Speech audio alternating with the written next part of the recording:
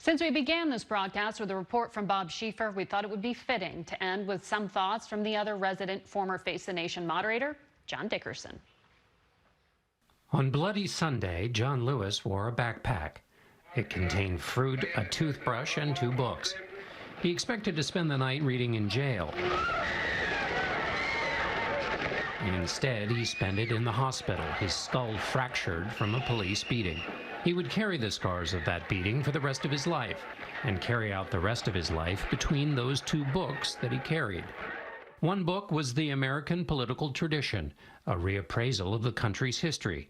The other was The 7-Story Mountain, Thomas Merton's journey to a life in Christ as a Catholic monk. It was Christ's instruction to love thy neighbor that drew Lewis to Martin Luther King's nonviolent message, which they would use to challenge the American tradition.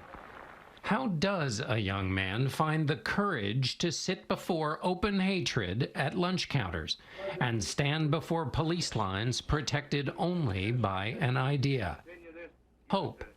That monk, Thomas Merton, wrote, "By hope the abstract and impersonal become intimate conviction. What I believe in faith I possess and make my own by hope." That was John Lewis's hope.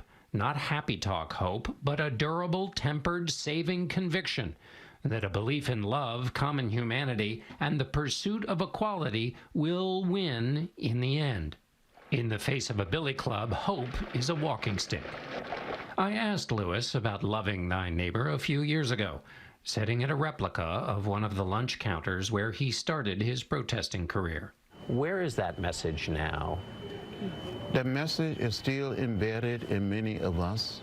I think we have to teach all of our children, and those of us not so young, that the way of love is a better way. Just respect the dignity and the worth of every human being. We need to continue to get it out there. And if we get it right, I really believe, if we get it right in America, maybe it can serve as a model for the rest of the world. It's hard to hold on to hope in the face of cynicism, bad faith, and deceit, but doing so is what makes hope so durable.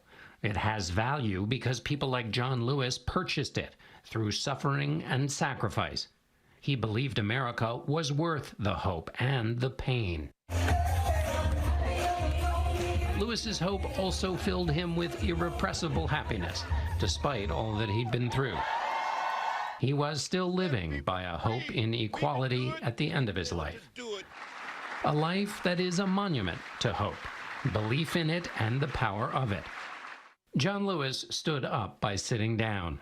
They tried to deny his march, but he reached his destination. Now that his journey is over, his history is testimony to the power of hope that speaks to all of us. The political book in that backpack starts with a quote from the writer John Dos Passos.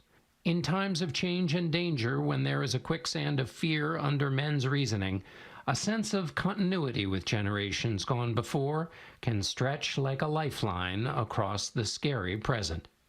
John Lewis was that lifeline. He still is.